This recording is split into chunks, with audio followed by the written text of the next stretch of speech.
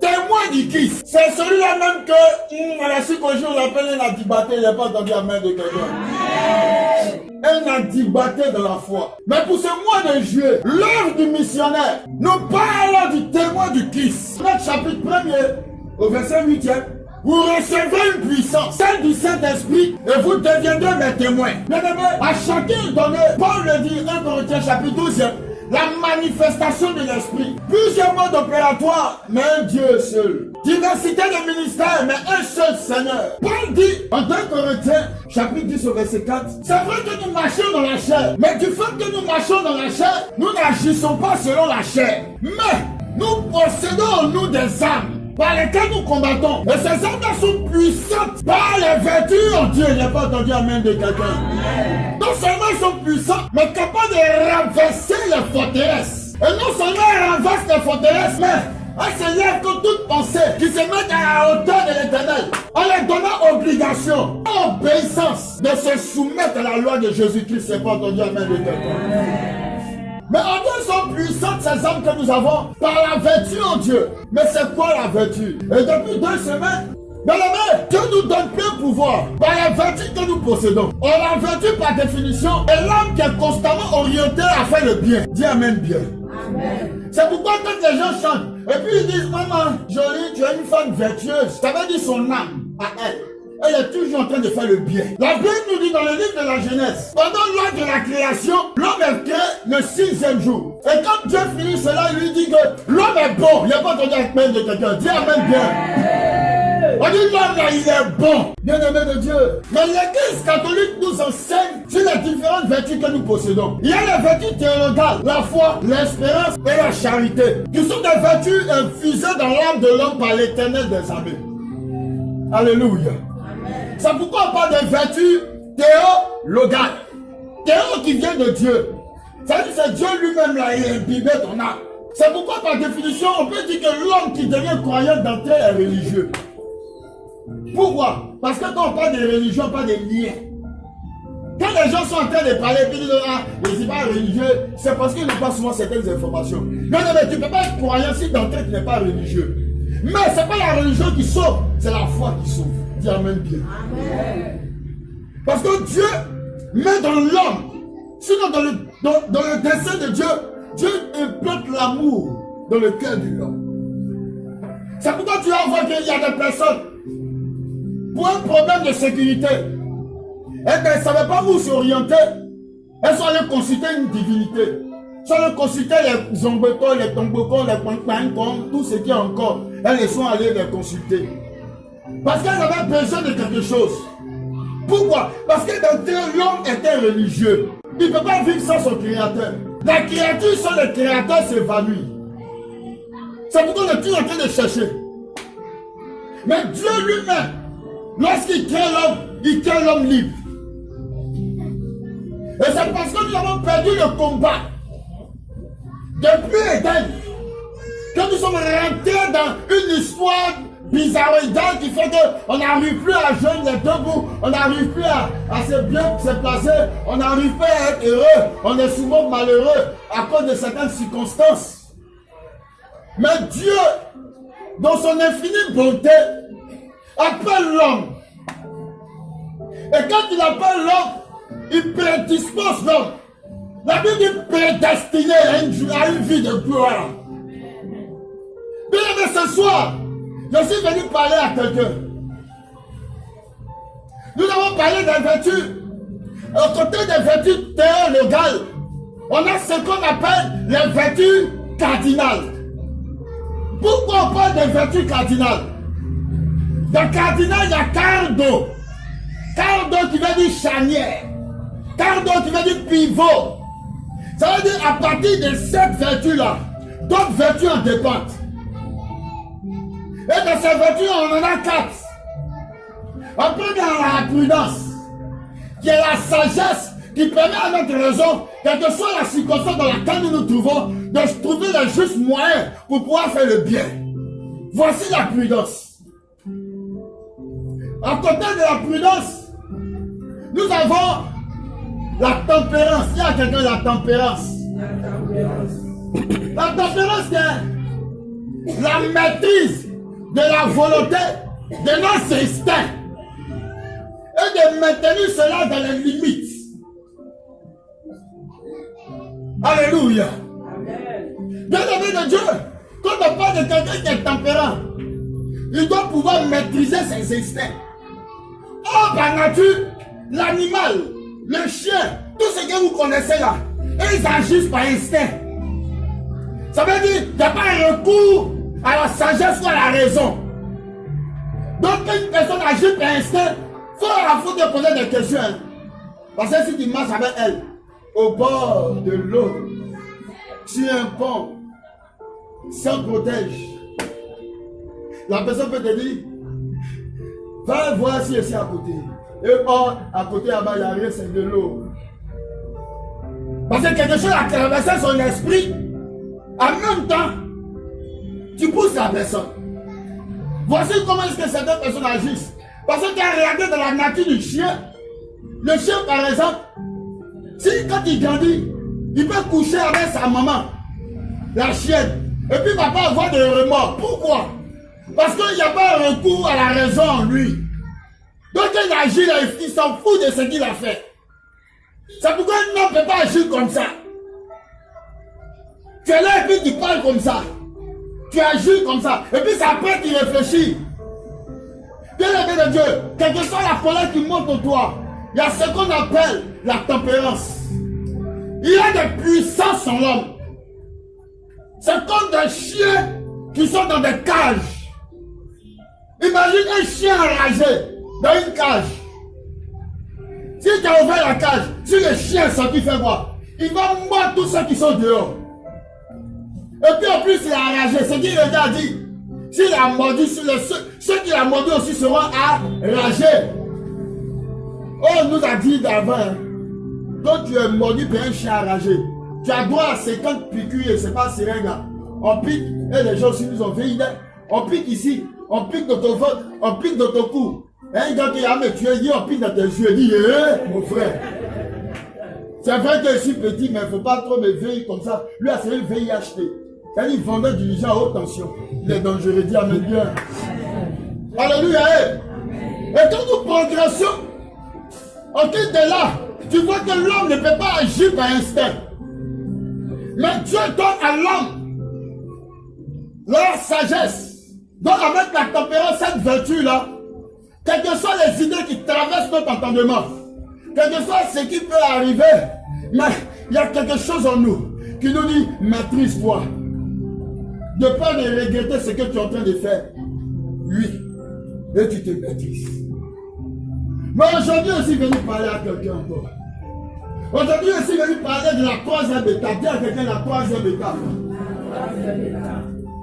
Bien-aimé de Dieu. Bien-aimé de Dieu. Lorsque tu regardes quelqu'un, tu apprends de la personne. C'est comme si tu vas à l'école. Et puis à l'école, il y a différents professeurs. Il y a un professeur de français. Il y a un professeur de mathématiques. Il y a un professeur de physique. Bien-aimé de Dieu. Quand nous allons au grand groupe, il y a des professeurs. Il y a d'autres là. Ils sont professeurs de français. Il y a d'autres là. Ils sont professeurs de maths. Chacun ira à l'école de chacun. D'un serviteur, mais il va apprendre en fonction de la matière qu'il enseigne. Bien-aimé de Dieu. La troisième étape, nous sommes dans la force. Quand on parle de force dans la vertu, il ne s'agit pas de celui qui a le soulever poids. Dis amen bien. Amen. Quand on parle de la force, troisième vertu, ça ne veut pas dire il faut aller, tu dois pomper au quartier. Comme David qui disait à son fils Salomon, il lui dit, tu sais que je pars, mais sois un homme, deviens un homme, mon fils Salomon. Et après sa parole, il lui dit, deviens un homme, mais médite la parole du Seigneur. Que ça tombait dans l'oreille d'un jeune de la psychologie. On lui dit, la première fois il est rentré à l'église, on dit, sois un homme. Quand il a entendu, sois un homme net, il est sorti. Il est arrivé au quartier. Chaque matin, il est au quartier, dans le couloir en train de se lever pour anti-battre. Il pompe. Parce que la psychologie ici, pour devenir un homme, c'est que tu dois affronter tout le monde. Quand on dit qu'il y a un homme ici à la psychologie, c'est que tu t'es bagarré avec tout le monde. C'est le gars qui prend mal à tout le monde. Et puis on peut rien te dire, on peut rien te faire. Donc il dit, même à l'église, on dit de devenir un homme. Il n'a pas écouté la suite. La suite, c'est de méditer la parole. Mais dans le combat spirituel, et le combat de ce siècle, je veux dire, c'est le combat de la mentalité. Le monde aujourd'hui travaille de telle manière qu'on puisse oublier même Christ. on puisse oublier la parole de l'Éternel. Et quand nous sommes dans une situation de guerre, bien aimé de Dieu, il y a ce qu'on appelle la guerre des médias. Il y a quelqu'un la guerre des médias. C'est-à-dire c'est les informations que les gens envoient. Les informations peuvent être vraies ou fausses, peu importe sa nature. Et quand on parle de la vertu qui est la force, on parle de ta manière de pouvoir réagir à toute opération qui tourne autour de toi. Comment est-ce que tu réagis? Est-ce que quand on t'insulte, tu es prêt à répliquer ou tu acceptes et puis tu pipes la personne? Ou bien tu es dans une situation, tu traverses qui est pénible et puis tu fais le mauvais choix. Comment réagir? C'est que ça penche plus à la force d'âme, parce que c'est la force mentale. Pendant la Deuxième Guerre mondiale, il y avait une activité que les Alliés avaient mis en place afin de pouvoir dérouter les Allemands. Ils appelaient ça l'opération de la fortitude. Il s'agissait de quoi? Il s'agissait de pouvoir envoyer des mauvaises informations aux Allemands pour leur débarquement. C'est-à-dire, la guerre a commencé et comme les Alliés devaient débarquer dans un lieu, ils donnaient les mauvaises informations pour leur dire que les Américains, par exemple, ils devaient venir à la Sikoji. Les Américains doivent venir à la Sikoji et on met en place l'opération fortitude. Et on leur dit que non, les Américains là, ils ne vont pas venir à la Sikoji. Mais ils vont partir à Bobo. Donc tous les ennemis qui attendaient les Américains à la Sikoji sont obligés de s'orienter vers Bobo. Et ils vont à Bobo. Les Américains descendent à la Sikoji pour gérer ta protection. Le Seigneur emploie l'opération fortitude pour envoyer les esprits et puis de l'autre côté, et puis les anges gardiens descendent pour pouvoir te protéger. Ne pas tomber à main de quelqu'un. Lorsque nous sommes dans cette situation, il faut pouvoir regarder ce qui ne va pas. Et cela peut détruire même souvent la vie de plusieurs. On est fort d'esprit. On te parle pendant ton enfance. Et comment est-ce que tu réagis? C'est pourquoi vous allez comprendre que c'est pas aussi facile, c'est vrai. Mais Dieu nous donne, au travers de la force, un moyen de pouvoir résister. D'être fort mentalement. Parce que le chrétien, c'est pas une personne qui est faible. Non. Notre force réside en Jésus-Christ de Nazareth. C'est pourquoi tu apprends le texte maintenant, Matthieu chapitre 13, à partir du verset 25. Pendant que les gens dormaient. Pendant que les gens dormaient. Son ennemi est venu par-dessus. Son ennemi est venu par-dessus. Il a semé de l'ivraie. Il a semé de l'ivraie. En plein milieu du blé. En plein milieu du blé. Et il s'en est allé. Et il s'en est allé. Est-ce que tu peux prendre le verset d'avant qui précède juste ce qu'il veut le dire? Il leur proposa une autre parabole. Ok. Il en va du royaume des cieux. Ok. Comme d'un homme qui a semé du bon grain. Comme d'un homme qui a semé du bon grain dans son champ. Ensuite. Pendant que les gens dormaient. Pendant que les gens dormaient. Son ennemi est venu. Qui est venu? Son ennemi. On dit son ennemi est venu. Par-dessus. Par-dessus. Il a semé de l'ivraie. Il a semé de l'ivraie. En plein milieu du blé. En plein milieu du blé. Et il s'en est allé. Et il est parti. Parole du Seigneur. Bien aimé de Dieu, souvent tu perds ton quartier. Et puis, toi-même tu es conscient que ton frère qui est à côté de toi, l'agir qu'il a eu, peut-être, il t'a mal répondu, il t'a mal parlé, peut-être il t'a insulté, ou au quartier il a commencé à se bagarrer avec tout le monde. Et puis tu es là, tu regardes ce homme, tu dis, ah, mais moi je connais Baudouin. Baudouin ne peut pas se battre comme ça. Baudouin ne peut pas insulter comme ça. Et puis tu es là, tu dis, la vie là c'est comme ça. Mais bien aimé de Dieu, si tu n'as pas connaissance que peut-être pendant la nuit, il y a une personne, l'ennemi, la Bible dit, qui a semé l'ivraie. Quand on parle d'ivraie, ça veut dire quelque chose qui n'est pas vrai. C'est-à-dire qu'il a semé le mensonge en lui. Peut-être qu'il a semé la colère.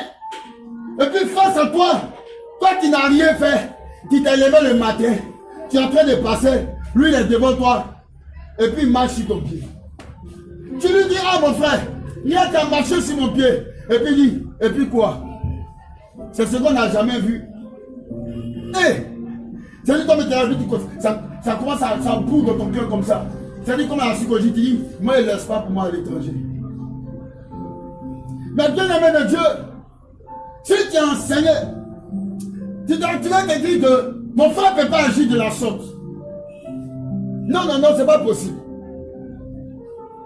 La Bible dit, on a semé quelque chose en lui qui n'est pas vrai. Et la cause de son action, c'est parce que l'ennemi travaille dans sa vie. Et beaucoup de personnes ressentent cela. Bien aimé de Dieu, arrivé à un certain moment, même dans le ministère au quartier, ça dépend de ta mentalité. Comment est-ce que tu agis? Là où Samson est tombé, parce qu'il a vu une dame qui s'appelait Dalila. La Bible dit que Dieu donne à Samson une telle force, parce qu'il était juge, pour pouvoir libérer Israël. Mais il y a une dame qui s'est approchée. La Bible dit que l'ennemi a semé l'hiver la nuit. C'est-à-dire qu'il envoie Dalila auprès de Samson pour retirer la force qu'il a. Elle a tourné autour de lui pendant longtemps. Il n'a pas cédé. Il n'a pas cédé. Jusqu'à arriver un moment, il a cédé. Bien-aimé de Dieu, la Bible dit, le secret de Samson était ses cheveux. Automatiquement, elle a relaté l'information à l'ennemi. Ils sont venus de nuit, ils l'ont rasé. Samson a perdu ses forces. Bien-aimé, comment est-ce que tu agis avec tes sentiments? La force. Parce que là où Samson est tombé, il y a un homme qui s'appelle Joseph.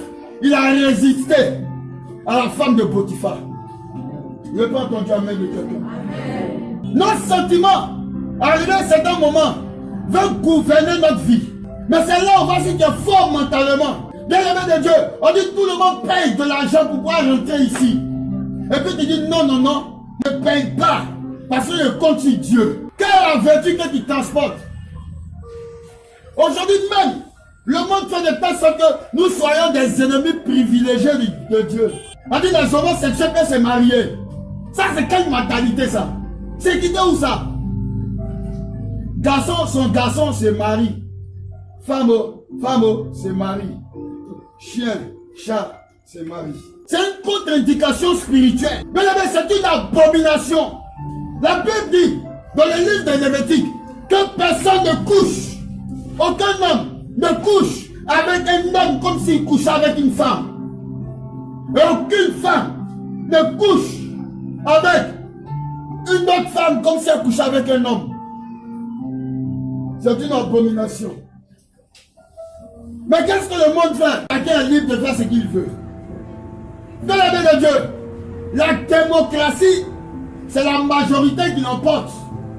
Ce qu'il revient à dire, si on décide qu'un mouton, je ne parle pas de quelqu'un, soit président de la République, c'est un mouton qui va gouverner. Mais, nous ne sommes pas les démocrates.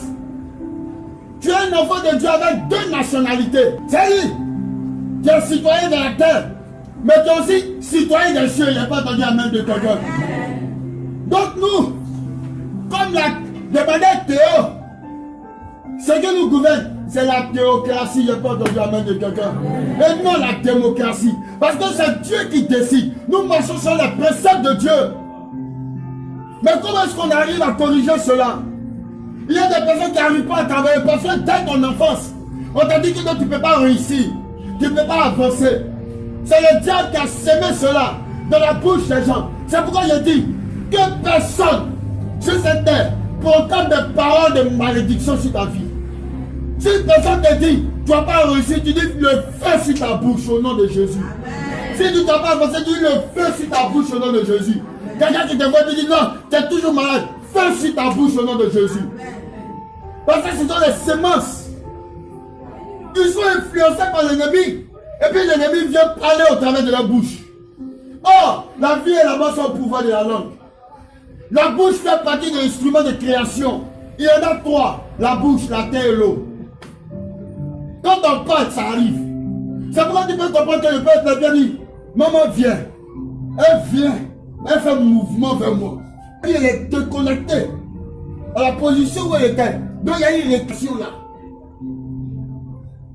Donc donne des informations. Tu peux accepter. Toi tu ne peux pas accepter. Mais quelqu'un qui a dit ça depuis son enfance. Tu ne vas pas avancer. Attends, enseigne que non. Tu dis que non. C'est plus la peine. Pour vrai dans la vie, il y a des personnes qui n'arrivent pas à se surpasser. Tu ne peux pas leur vouloir. Parce que le dragon a bouffé ce qui était de bon en lui. La Bible dit Lorsque le diable, Satan, lui c'est la carte, non, Satan, diable, dragon et serpent ancien. Quand il prend le manteau du dragon, il prouve ce qui est riche en toi. Oh, la richesse d'un homme, c'est son intelligence. La richesse de quelqu'un, c'est sa santé. La richesse de quelqu'un, c'est son amour. Tu vois, des gens, ils sont coléreux. On a enlevé ce qui était de contenu. Mais comment est-ce qu'on corrige cela? Bien-aimé de Dieu, il y a en nous ce qu'on appelle la conscience. Oui. Et cette conscience-là, elle est le lieu où Dieu échange avec nous. Ah! La conscience te parlera. Toi-même dans ta tête, tu sais, il y a des choses qui ne sont pas bien. Souvent là, tu mènes une action, elle n'a pas besoin de te dire. Mais quand tu fais l'action, toi-même tu sais que ce qui est en train de faire, c'est pas bon. C'est ta conscience qui te parle. Mais la conscience peut se tromper si elle n'a pas été formée, si elle n'a pas été éduquée. C'est pourquoi l'Église catholique enseigne et forme la conscience. Comment est-ce qu'on forme quelqu'un? On forme sa conscience. Comment quelqu'un devient fort, victorieux, malgré le fait qu'on a dit depuis sa naissance qu'il ne va pas avancer. Il y a des gens qui libèrent des paroles comme ça. La Bible dit que, en Jean chapitre 8, à partir du verset 44, le diable, il est père du mensonge. Comme opération de fortitude, il y a des informations qu'on t'a données qui ne sont pas vraies. C'est ce qui dit de toi qui est vrai au nom de Jésus. Oh, il dit qu'il t'a racheté un grand prix. Il dit que toi là, tu seras prospère à tous égards, comme prospère l'état de ton âme. C'est ce que Dieu dit. Si ta vie est vraie, tout ce que les autres disent, c'est faux. Jésus est la norme. La Bible dit, il est le chemin, la vérité et la vie. Il n'y a pas plusieurs chemins, un seul chemin. Vérité pour dire, il n'y a aucune autre vérité à part ce que tu dis. Fais attention. Il y a des gens qui ont te dire des choses. On voit cette parole à la lumière de la Bible. Elle dit quoi? Il a dit ça, mais la parole de Dieu dit quoi? Comment on corrige quelqu'un pendant plusieurs années qui a vu que sa santé n'arrive pas, qui a vu que les choses n'arrivent pas comme elles doivent avoir. Tu te dis que mais moi je dois posséder certaines choses. Je dois chez moi, je dois avoir une grande maison, je dois avoir une villa, je dois être dans un foyer avec mon mari. Mes enfants seront le dimanche à la plage, assis à la plage, mon enfant à côté de moi. Mais tu regardes ça, c'est seulement un rêve. Ou tu es là, il y a eu un songe. Le songe là, il a vu, il me sentait bien. Mais pourquoi tu n'as pas pensé à maintenant? Rien n'est impossible à celui qui croit. Le combat de ce monde avec la fortitude, c'est le combat de la foi. Mais comment est-ce qu'on arrive à cela? 1 Pierre chapitre 1 verset 23. 1 Pierre chapitre 1 verset 23.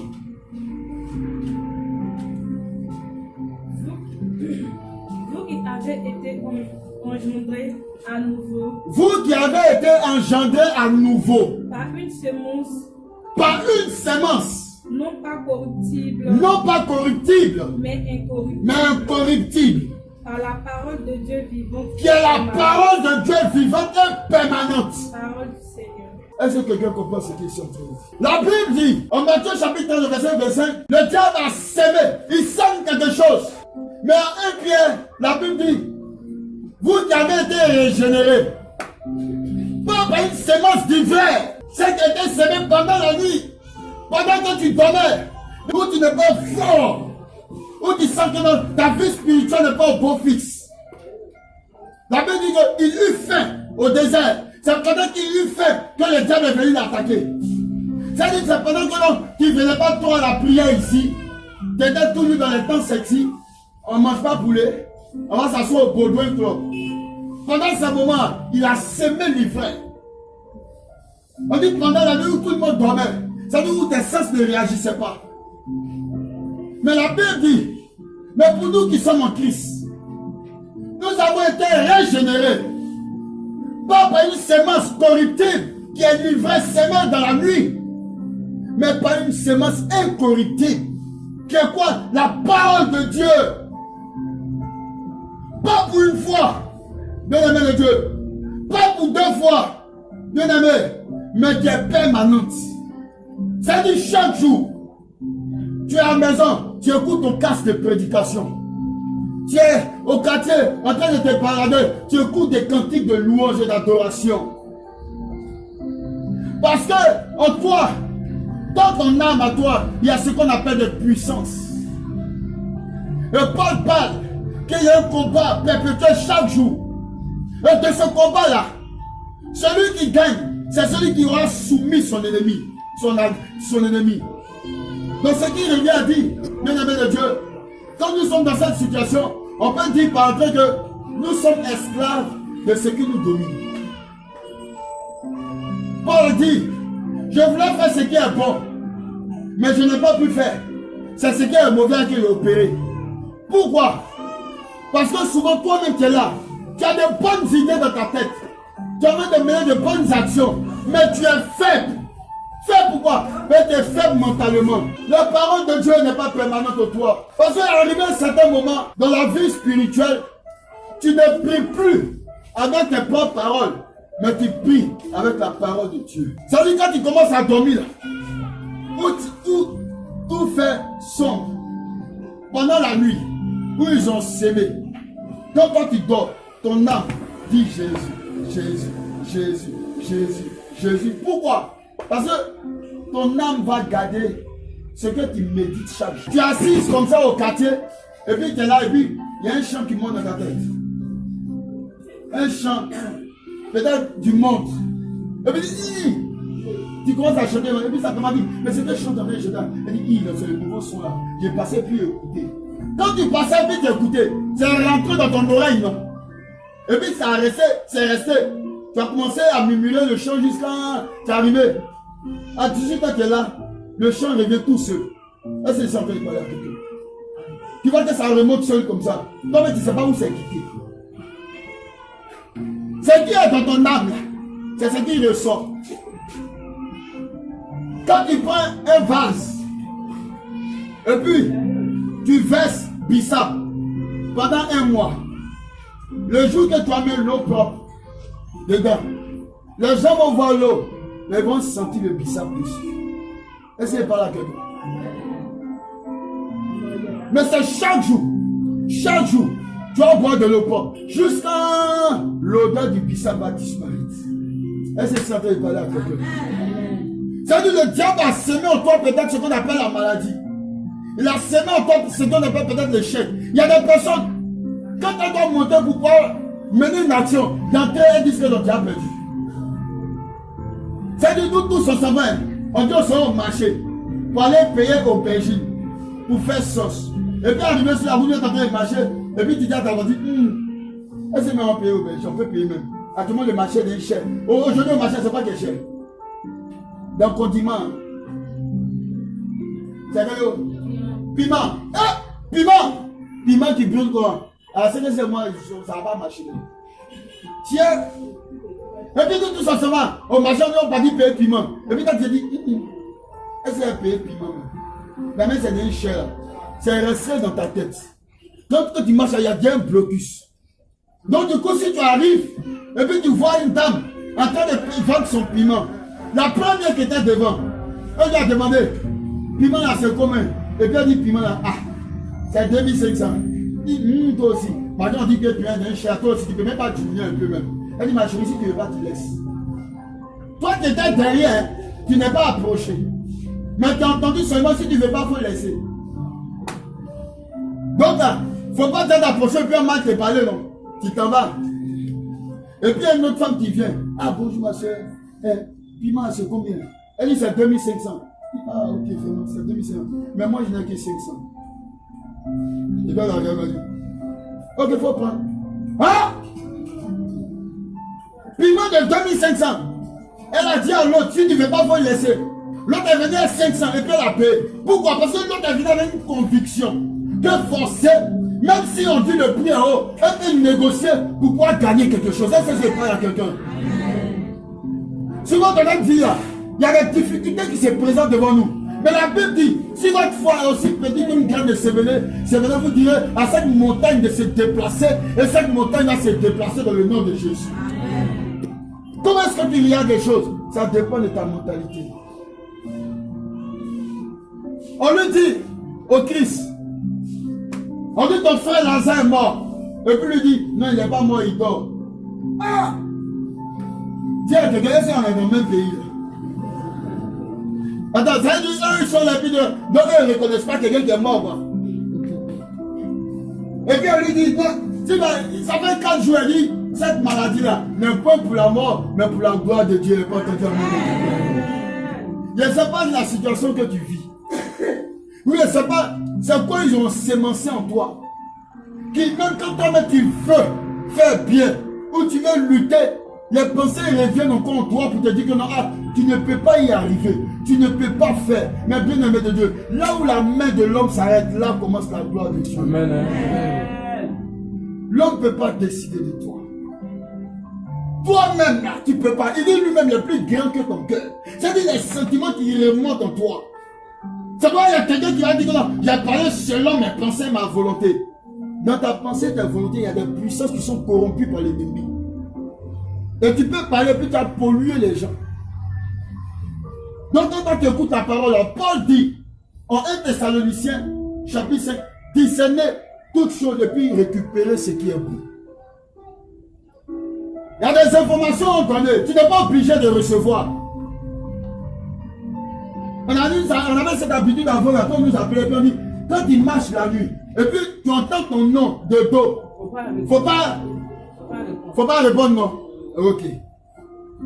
On dit quand tu réponds à ça, c'est chez les sorciers. Est-ce que parle à quelqu'un? Ça vous dit, on peut t'envoyer des informations. Tu es libre d'accepter ou de ne pas accepter. Car Dieu nous a créés libres. Et il a voulu que dans cette liberté-là, l'homme parte rechercher Dieu. Sans oppression. S'il te plaît, bien aimé de Dieu. Donc, dorénavant, ne te dis pas que non, les choses sont finies. Non. Nous sommes régénérés par la parole de Dieu. C'est-à-dire, chaque jour que tu lis la parole, chaque jour que tu médites la parole, il y a quelque chose de nouveau qui naît en toi. Il y a quelque chose de nouveau. Tu ne sais pas, mais tu sens qu'il y a quelque chose qui tu ne comprends pas d'où ça vient, mais il y a quelque chose qui ne faisait pas avant. Oui, mais la Bible dit que nous avons été rachetés à un grand prix. Les choses anciennes sont passées, et voici que toutes choses sont devenues nouvelles. Ton ancienne vie là est passée. Tu es une nouvelle créature en Christ. Aujourd'hui, je suis étonné, souvent, même quand je suis en mode silence, même quand je suis énervé, mon visage paraît joyeux. Et puis, c'est quel mystère ça? Quand tu t'accoutumes à mener de bonnes actions, les bonnes actions t'accompagnent. Et facilement, tu peux juger ce qui est bon de ce qui est mauvais. C'est pourquoi pour pouvoir corriger ces choses, non seulement dans l'appui de la parole de Dieu, mais nous qui sommes chrétiens, nous devons donner une éducation chrétienne à nos enfants. Commencer à l'habituer à ce qui est bon, à ce qui est juste, à ce qui est normal. Mon fils on ne vole pas, il dit lui on ne vole pas, il grandit à ça. Mon fils on n'insulte pas, lui on n'insulte pas, il grandit à ça. On ne dit pas imbécile, ça veut dire quelqu'un qui est dépourvu d'idées. C'est une personne qui n'est pas intelligente, on ne dit pas ça. Mais quand tu dis ça, tu t'adresses directement au Créateur. C'est pourquoi je ne suis pas d'accord. Qu'est-ce que ça veut dire? On ne dit pas que tu es malade. On ne dit pas que tu es imbécile. On ne dit pas que tu es chien là, même si tu es dans l'amusement. Tu es en train d'insulter son Créateur. Lui ne peut pas comme si rien, mais Dieu regarde cela. Et ça, on appelle ça le péché des lèvres. La même bouche est prise pour insulter. C'est la même bouche à qui a dit, oh Seigneur Jésus. Bien aimé, tu dois laver ta bouche d'abord pour pouvoir ressentir le goût agréable de la nouvelle nourriture. Est-ce que tu sais ça? Quand tu as mangé une nourriture jusqu'à... Bon, imagine-toi que tu as mangé quelque chose de sucré. Trop sucré. Quand tu prends quelque chose qui est moins sucré, tu ne sens pas son goût. Si tu as senti son goût, tu as doublé le sucre. C'est un diabète spirituel. Hein? Mais quand tu es dans cette position, pour faire quoi? Tu dois te brosser, bien brosser ta langue pour pouvoir ressentir le nouveau goût. Est-ce que je parle à quelqu'un? Je pense qu'on s'arrêter là. On s'arrêter là. Bien aimé, tu as te tenu debout. Et puis tu as commencé à dire merci à Dieu.